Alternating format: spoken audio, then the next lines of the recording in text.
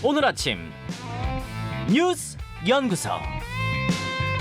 오늘 아침 뉴스의 맥을 짚어드리는 시간 뉴스연구소. 오늘도 두 분의 연구위원 함께합니다. CBS 조태임 기자, 뉴스톱 김준일 수석 에디터. 어서 오십시오. 안녕하세요. 예, 첫 번째 뉴스 대통령실로 가야죠. 네, 김성환 안보실장의 사퇴. 한미 정상회담을 한 20여일, 한 달이 채 안 되게 네. 남겨둔 시점에서 사퇴긴 합니다만 사실상 경질로 지금 느껴지거든요. 네, 네. 이게 좀 궁금증을 여러 가지 낳고 있어요. 그러니까 사실 2, 3일 전부터 이제 교체설이 계속 나오긴 했지만 그래도 이제 한미 정상회담 이후에 교체되지 않겠느냐 이런 전망이 많았는데 굉장히 좀 시간이 앞당겨진 겁니다. 그제만 해도 대통령실에서는 이제 사퇴설 아니라고 일축했지만 네. 어제 김 실장이 직접 사퇴를 공지했고 그리고 1시간 뒤 조태용 주미대사를 안보실장으로 내정을 했습니다. 그렇습니다. 그러면 왜 지금이냐?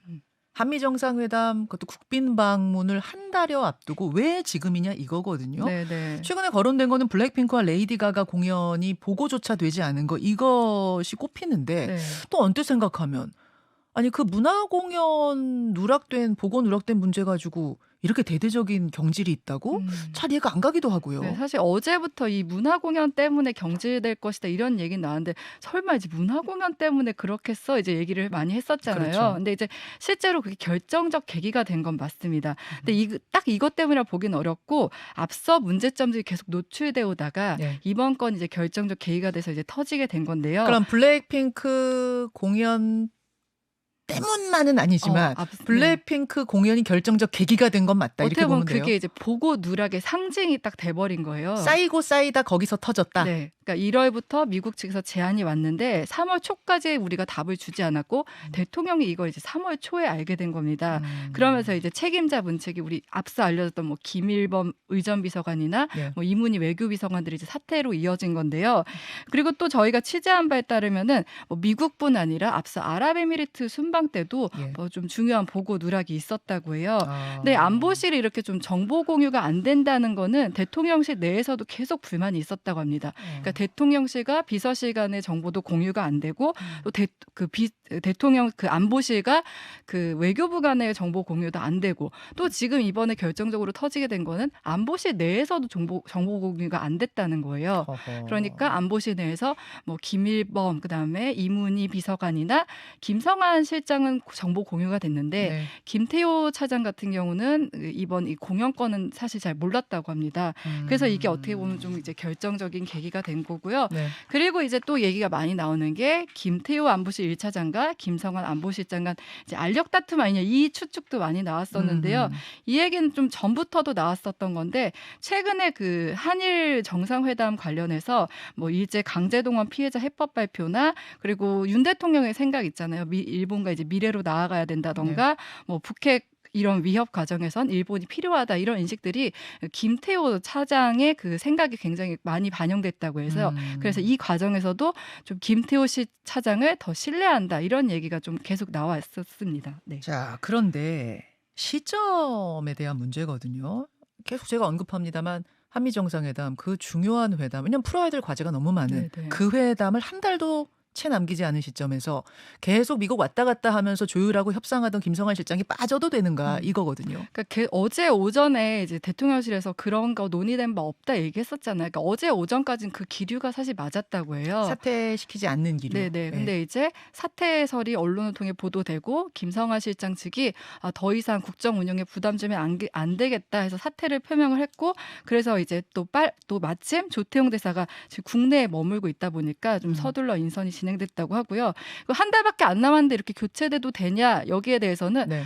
차라리 지금 이 시점에라도 빨리 교체해서 이제 뭐 5월 또 G7 정상회의도 있고 하니까 차라리 빨리 대비하는 게 낫다. 이제 그렇게 생각했다고 합니다. 한미 정상회담 끝나도 또 그 다음 행사 네. 있는데 뭐 어차피 바꿔야 되는 상황이면 좀 빨리 하자. 네네. 자, 김준일 에디터. 예. 예. 일단 뭐 이제 조태인 기자의 설명에 좀 더 부연 설명을 하면은 예. 이 김태효 1차장과 김성한 안보실장의 좀 껄끄러운 관계 이게 굉장히 오래됐어요. 그 무슨 얘기냐면은 둘 다 이제 학자 출신입니다. 김태효 1차장은 성균관대 정치외교학과 그리고 김성한 실장은 이제 고려대학교 국제대학원 교수. 음. 그런데 이제 김태효 실장 같은 경우에는 굉장히 젊은 나이에 이제 이명박 정부 때 이제 발탁이 됐어요. 그래서 2008년에 청와대 대외전략비서관을 네. 역임했는데 이때 사실상 이쪽 외교안보의 실세라는 얘기가 있었거든요. 예. 예를 들면 뭐 이명박 정부의 비핵개방 3천 이런 게 음. 이 김태효의 머리에서 나왔다는 얘기가 있었고 2012년에 이제 밀실 지소미아 한일 지소미아 추진하다가 이거에 책임지고 물러나는 건데 그거를 사실 밀실에서 할 수가 있느냐 대통령 모르게 사실상 이제 그 책임지고 했다 이런 얘기까지 있었어요. 예. 그런데 그 김성한 실장 같은 경우에는 둘이 겹치지는 않는데 외교부 2차관으로 왔어요.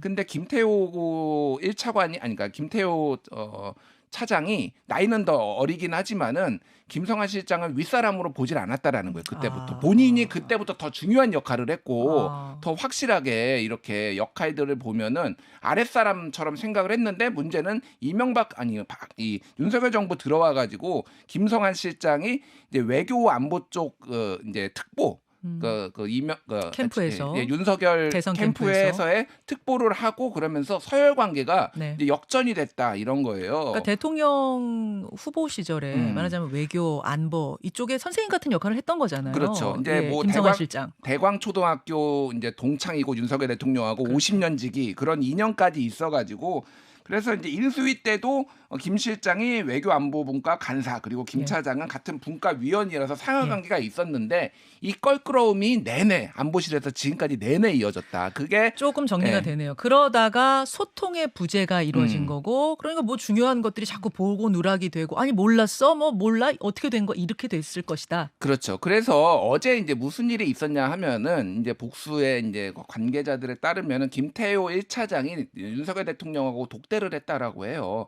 그래서 방금 그 지금 얘기 나왔던 부분들 예. 소통이 안 된다 예. 이런 부분들 나도 패싱 당했다 이런 거를 하니까 그러면은 교체해야 되겠다라는 게 오전하고 다르게 오후에 확 기류가 바뀌었다. 대통령이 거고. 김태호 1차장을 면담하고 나서 김성한 실장의 사퇴가 확정됐다. 그러니까 순서상으로 보자면 뭐 그렇게 이제 봐야 될 것 같습니다. 그래서 김성한 실장도 그래서 기류를 읽고 본인이 이제 사퇴하겠다라고 대통령한테 얘기를 했는데 그 부분에 있어서 대통령이 적극적으로 만류를 안 했다라고 그래요. 그러니까 이제 그거를 이제 본인이 결단을 해서 이렇게 정리를 한 거고 지금 이충면 외교비서관이 새로 임명이 됐는데 이 사람 이 외교비서 신임 외교비서관이 예. 김태효 그 이명박 정부 때 김태효 라인이라고 합니다. 그러니까 이 김태효의 완승이다 이런 얘기가 나오는데 사실은 신임 안보실장에 김태효를 올리는 것도 내부에서는 약간 검토가 됐는데 이거는 또 대통령 비서실 차원에서 그거는 조금 견제를 했다라고 해요. 그래가지고 지금 조태용 지금 주미 대사가 지금 앉은 건데 문제는 아까도 얘기했지만 조태용 대사가 지금 하던 일이 굉장히 많아요. 지금 주미 대사면은 지금 미국에서 중요한 일정들 다 짜고 있었을 텐데 그 자리가 공석이 된 거잖아요. 일정도 짜고 사실은 뭐 이제 안보실장도 했지만은 여기에서 그 의제들 조율, 그렇죠. 반도체법, 그렇죠. 뭐 자동차 뭐 이 관련해서 했는데 그럼 이거 펑크난 거 어떻게 할 거냐? 왜냐하면은 당분간은 이제 공석으로 남을 수밖에 없거든요. 네. 대리 체제. 그래서 이게 여러모로 조금 이제 좀 난맥상이 드러났다 이렇게 봐야 될 것 같습니다. 네. 사실은 이제 용산 대통령실로 옮길 때 그러니까 청와대 떠나서 대통령실로 옮길 때를 우리가 상기해 보면 더 좀 좁은 공간에서 소통도 원활하게 하고 벽을 깨자 뭐 이런 거 아니었습니까? 그런데 이렇게 소통 부재, 뭐 보고 누락 이런 문제로 이런 일이 벌어졌다고 하니까 더 아이러니합니다. 이 이야기는 잠시 후에 좀 인터뷰로도 더 풀어보기로 하고 그다음 이슈 가죠. 계엄 모의대 기무사 농단. 예, 박근혜 전 대통령 탄핵을 앞둔 시점 계엄령 문건 작성을 의혹받았던 조현천 전 기무사령관 어제 해외 생활 5년 만에 입국을 했어요. 해외 도피 5년 만에. 네, 어제 귀국을 했는데요. 그 박근혜 전 대통령 탄핵 정국 당시 그러니까 국군 기무사령부가 이른바 계엄령 문건을 작성했다는 의혹이 제기됐었고 그 핵심 인물인 조현천 전 기무사령관이 미국으로 도피를 하면서 수사가 중단됐었어요. 예. 그런데 어제 5년 만에 입국을 한 겁니다. 그러니까 계엄령 문건 작성이 뭐냐면 그 촛불 집회가 한창이던 지난 2017년 2월 국군 기무사령부가 그 주요 시설에 군부대를 투입해 통제하는 이제 그런 계엄령 검토 문건을 작성했고 이 문건을 작성을 지시하고 이제 한민구 당시 국방부 장관에게 보고한 혐의를 이 조현천 전 기무사령관이 받고 있는 겁니다. 네. 2018년에 수사에 나섰지만 조 전 사령관이 이미 미국에 있었기 때문에 수사가 좀 흐지부지 됐어요. 그렇죠. 근데 네. 왜 지금 자진 입국이냐? 그 배경이 궁금해요. 그렇죠. 그러니까 조 전 사령관 지난 5년 내내 인터폴 접색 수배에도 이제 행방이 모연했는데 지난해 9월에 이제 자진 귀국 의사를 밝혔는데요. 예. 어제 입국하면서도 도주한 이유가 뭐냐 이렇게 기자가 물었는데 굉장히 여유로운 표정으로 도주가 아니라 귀국을 연기한 것이다 이렇게 답을 하기도 했어요. 아니 인터폴 적색 수배 대상자였는데 귀국을 도주가 연기한 아니고 것이다. 연기다. 네네. 그러면서 이제 조 전 사령관이 검찰 수사를 통해 국민 의혹이 해소되기를 기대한다. 좀 그 말이 좀 의미시장한데요. 그러니까 지금 5년 만에 갑자기 귀국한 배경을 놓고 이제 다양한 분석이 나옵니다. 우선 재판에 넘겨진 계엄 문건 관련자 처벌 수위가 예상보다 좀 낮게 됐어요. 예를 들면 지금 기소된 사람도 3명밖에 없는데 이 중에 1명은 1심에서 무죄를 선고받았고 예. 나머지 2명도 2심에서 각각 300만 원, 1,000만 원, 그러니까 좀 예상보다 낮은 벌금형을 선고받았습니다. 예. 그리고 또 지금 정권 교체가 됐잖아요. 윤석열 정부 출범으로 좀 이제 자신에게 유리한 환경이 조성된 거 아니냐 이렇게 판단하지 않았을까 이렇게 추측되고 있습니다. 그러니까 본인은 뭐 해외 도피했지만 해외에 있지 않고 국내에 있던 관련자들의 재판이 줄줄이 이루어지고 있는 상황에서 뭐 이 정도 문건 작성을 이걸 뭐 내란 음모로 봐도 보기는 어렵다 이런 판결들이 났던 거군요. 김준일 에디터. 그렇죠. 그러니까 이게 당시에 좀 화제가 그러니까 논란이 많이 됐었는데 이게 좀 잊혀져서 다시 말씀드리면은 이게 그러니까 헌재 이제 판결이 결정이 3월에 있어. 2017년 3월에 있었고 이거 2월에 작성된 건데 만약에 헌재에서 탄핵이 인용이 안 되고 기각이 된다라고 하면은 뭐 소위 말해서 폭동이 일어날 수도 있다라는 거를 가정을 해서 만든 거예요. 박근혜 대통령 탄핵이 이루어지지 않으면 예. 이 국민들이 가만히 있겠는가 뭐 이런 거였죠. 근데 사실 그 당시에 이제 촛불 집회가 굉장히 평화롭게 진행이 됐는데 폭동을 전제를 하고 이런 게 만들었다라는 것도 그렇고 그 내용이 굉장히 충격적이었거든요. 왜 그러냐면은 광화문하고 국회에 장갑차하고 무장 군인들이 진주를 해서 장악한다. 그리고 서울로 올라오는 도로 다 봉쇄한다. 그리고 신문, 방송, SNS까지 다 통제한다. 이런 거니까 예전에 1980년 광주를 연상케 하는 그런 내용이 담겨 있으니까 이게 이제 논란이 됐던 겁니다. 근데 문제는 이제 이게 구체적으로 실행할 계획 어떤 이런 것들이 있었냐 아니면은 그냥 이런 상황을 전제해 놓고 그냥 이제 뭐 대비만 한 것이냐 가정해 놓고. 가정해 놓고 요거에 좀 차이가 있는 것 같아요. 그래서 주장이 엇갈리고 있는데 네.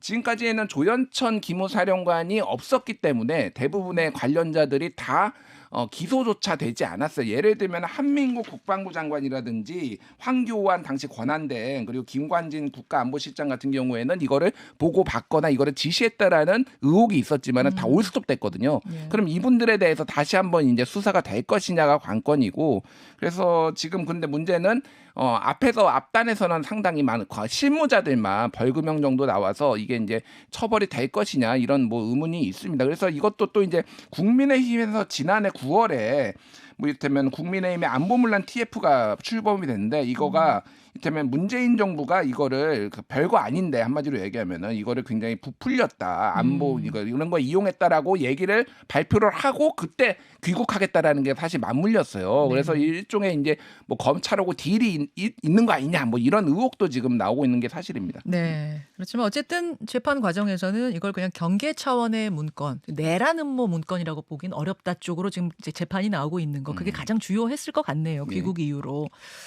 자, 세 번째 뉴스 넘어가 보죠. 짧게요. 네, 관광으로 내수 진작. 네, 정부가 내수 진작의 일환으로 이제 어제 여행 관광 활성화 방안을 내놨는데요. 지금 워낙 수출이 부진하다 보니까 여기다가 또 민간 소비마저 주춤하니까 정부가 이제 내수 활성화 대책을 내놓은 겁니다. 예. 뭐 대표적으로는 온라인 플랫폼으로 국내 숙박 시설을 예약할 때 3만 원 할인을 지원하기로 했는데 지원 대상은 100만 명인데 여기에 들어간 돈이 한 300억 정도 됩니다. 아, 온라인 플랫폼으로 국내 숙박 시설 예약, 네네. 국내 뭐 호텔, 모텔 예약하면은 그쵸. 얼마요? 네. 3만 원 할인. 네, 3만 원. 근데 이제 100만 지원- 명은 선착순이에요? 제가 그것까지는 확인을 못했는데요. 네. 그럴 것 같네요. 근데. 네, 그리고 이제 지금 뭐 철도와 항공, 놀이시설, 캠핑장 등 예약 시에도 10,000원에서 2만 원 상당 할인이 지원되고요. 또 KTX 뭐 임산부나 4인 동반 다자녀 가구 이제 운임이 절반으로 내려가는 것들이 있고요. 예. 또 이제 중소 중견기업 근로자나 소상공인 등에 대해서는 근로자가 20만 원을 부담하면 정부와 기업이 각각 10만 원씩 보태서 이제 40만 원 휴가비를 마련할 수 있도록 휴가비 지원 사업 규모 규모도 확대되는데요. 근데 이제 일각에서는 이제 재정 건전성을 이유로 현금 살포를 막겠다는 정부가 이렇게 소비 쿠폰을 나눠주는 것에 대한 지적과 또 이렇게 좀 물가가 올라가는 상황에서 이렇게 돈을 풀어도 되냐 이런 지적들이 나오고 있습니다. 그러니까 외국 여행에 해당되는 거 아니고 네, 국내 국내 여행입니다. 여행에만 네. 해당되는 거고 선착순 맞답니다. 선착순 맞는데 내수 진작 측면에선 도움이 되겠지만 물가에 이거 괜찮은가? 이 걱정이 이제 양면성이 있는 거네요. 근데 여- 600억 정도 풀어서 물가가 뛸 예. 거라는 전문가들은 보지는 김현정의 뉴스쇼는 시청자 여러분의 참여를 기다립니다. 구독과 좋아요, 댓글 잊지 않으셨죠? 알림 설정을 해두시면 평일 아침 7시 20분 실시간 라이브도 참여하실 수 있습니다.